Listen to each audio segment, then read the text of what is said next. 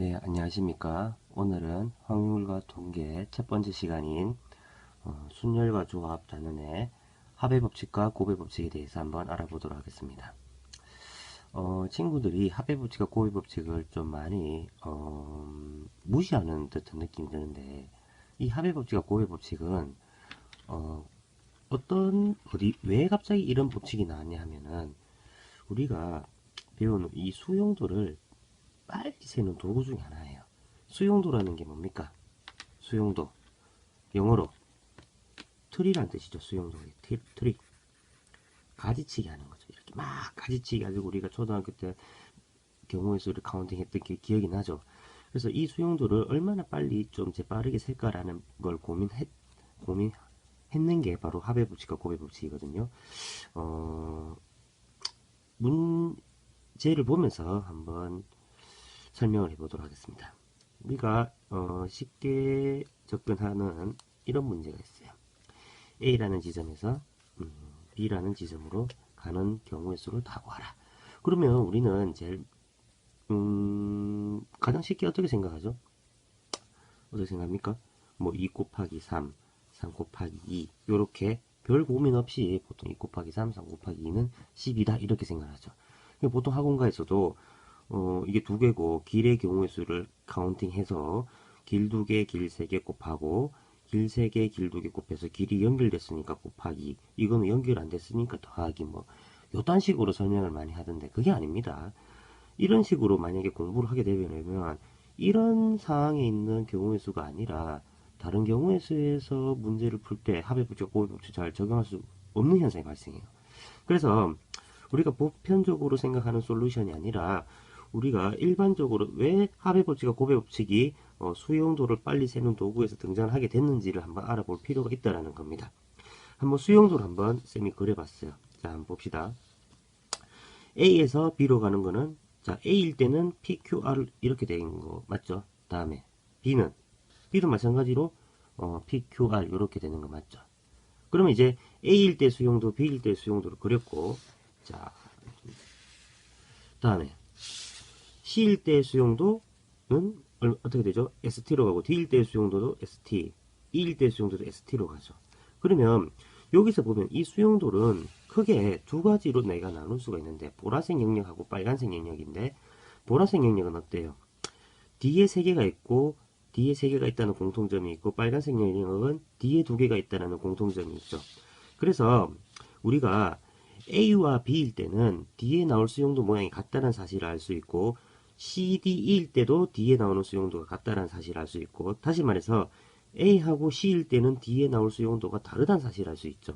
그래서 결국에는 뭐냐 하면은 어차피 모습이 같기 때문에 A일 때만 센 후에 그 값의 두 배를 하자라는 겁니다. 어차피 같은 게 두 개니까.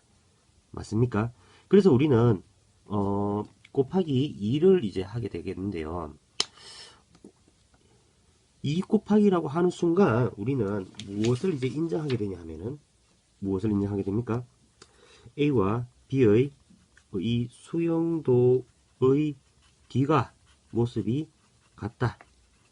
D가 같다는 사실을 인정하게 되고 2 곱하기라고 하는 순간 A인 경우만 세도 관계없다. 라는 것을 우리가 인정하게 된다는 겁니다. 그래서 결국에는 우리가 A인 경우만 센다라는 것을 우리 선생님들이 보통 A로 고정시킨다. 요딴 식으로 이제 이야기를 할 거예요. 그래서 고정한다라는 말이 딱 나오는 순간 우리는 무엇을 생각할 수 있냐면은 저 선생님 고정이라는 말을 멘트를 딱 쓰는 순간 곱의 법칙을 쓰겠구나. 아니면은 A로 고정한다는 뜻은 AD의 수용도의 D가 같다라는 모습입니다. D의 모습이 같다라는 겁니다. 같다 다르다는 뜻은 이거예요. 세 개 세 개로 같고 두 개 두 개로 같다는 뜻입니다. 그래서 고정한다. 그래서 요 세 가지 멘트는 우리 경우의 수에 쓰는 동치인 걸로 받아들이면 문제 풀 때 혹은 다른 어떤 인강이나 강의를 들을 때도 좀 편리하다는 사실을 알 수가 있습니다. 그래서 이제 좀 정리를 하면은 이렇게 되겠죠.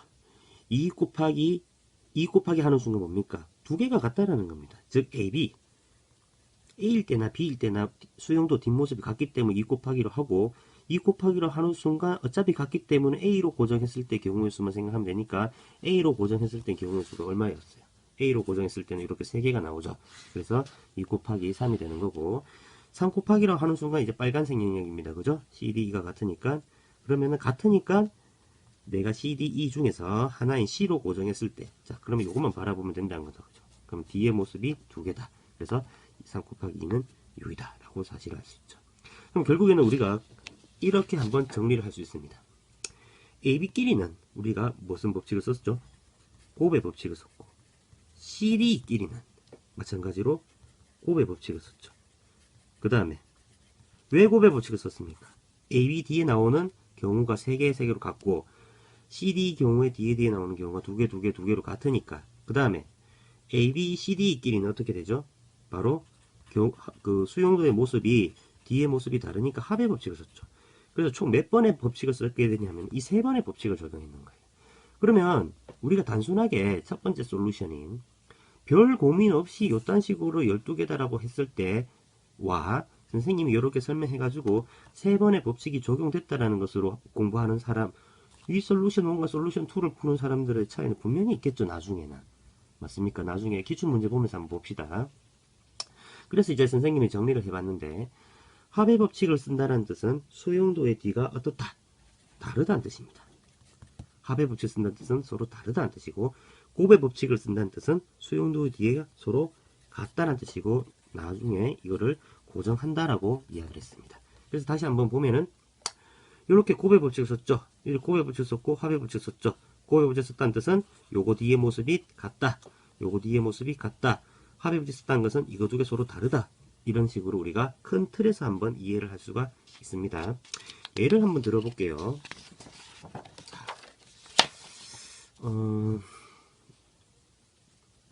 여러분들은 요거를 시간을 정지해 놓고 한번 문제를 한번 풀어보세요.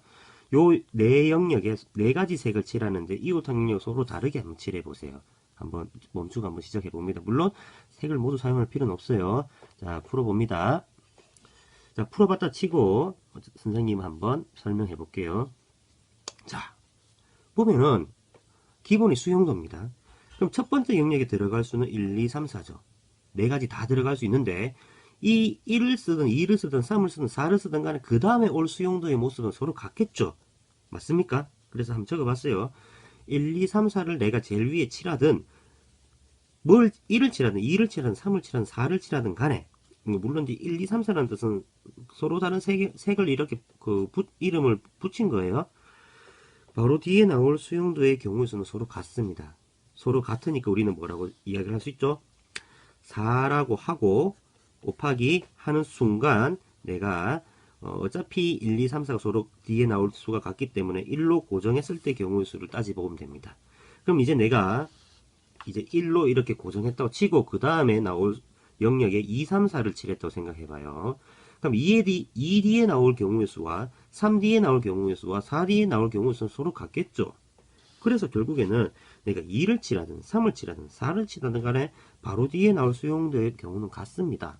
그러니까 결국에는 내가 앞에 적어놨던 4 곱하기 1로 고정했을 때 나오는 경우가 몇 개죠? 하나, 둘, 세 개니까 3을 적고 어차피 그거 뒤에 나올 경우 수도 같기 때문에 내가 이제 2로 고정했을 때 경우 수를 찾으면 됩니다.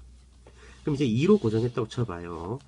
2로 고정했다고 치면 1, 2, 1, 2, 1, 2로 고정하면은 요 사이에 들어갈 그 색깔은 1번 색깔, 3번 색깔, 4번 색깔을 칠할 수 있는데 1번 색깔 칠하고 난 다음에 요게 들어갈 경우의 수하고 요게 3을 칠하고 요게 들어갈 경우의 수 4를 칠하고 요게 들어갈 경우의 수가 어때요? 서로 같습니까? 서로 다르다는 사실을 알 수 있죠. 맞습니까? 내가 서로 다르다는 사실을 알 수 있으니까 곱의 법칙을 바로 적용할 수가 없어요. 맞나요? 그러면은 이때는 어떻게 하느냐면은 수용도를 직접 그리거나 이제 합의 법칙을 둘 중에를 이용을 해야 돼요. 그러면 봅시다. 쌤은 수용도를 그려봤는데 자 1번 색깔을 칠하고 여기 들어갈 경우는 2, 3, 4겠죠. 3을 칠하면은 2, 4겠죠. 4를 칠하면 2, 3이겠죠. 요렇게. 그럼 결국에는 1D에 나오는 수용도와 3D에 나오는 수용도, 4D에 나오는 수용도 서로 다르죠.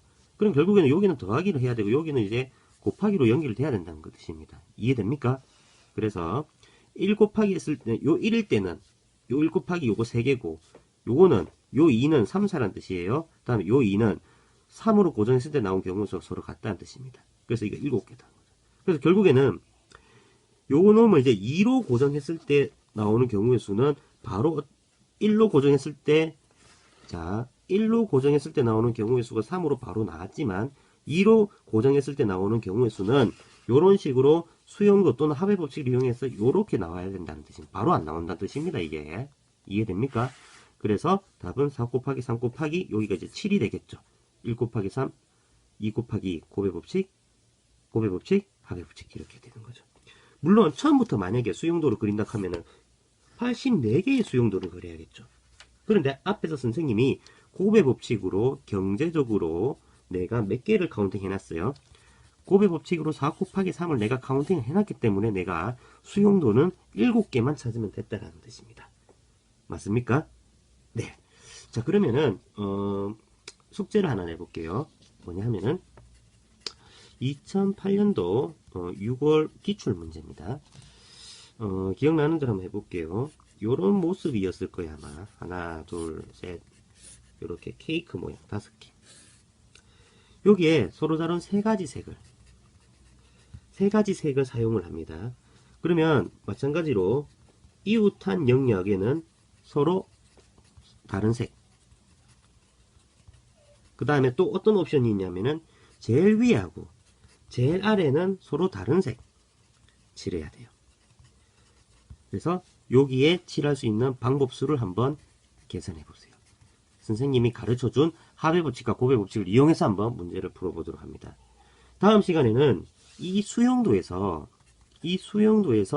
합의 법칙은 너무 힘들죠? 맞죠? 그래서 곱의 법칙만 적용된 것. 곱의 법칙만, only 곱의 법칙. 곱의 법칙만 적용된 공식들이 있어요. 그 공식에 대해서 한번 알아보도록 하겠습니다. 수고하셨습니다.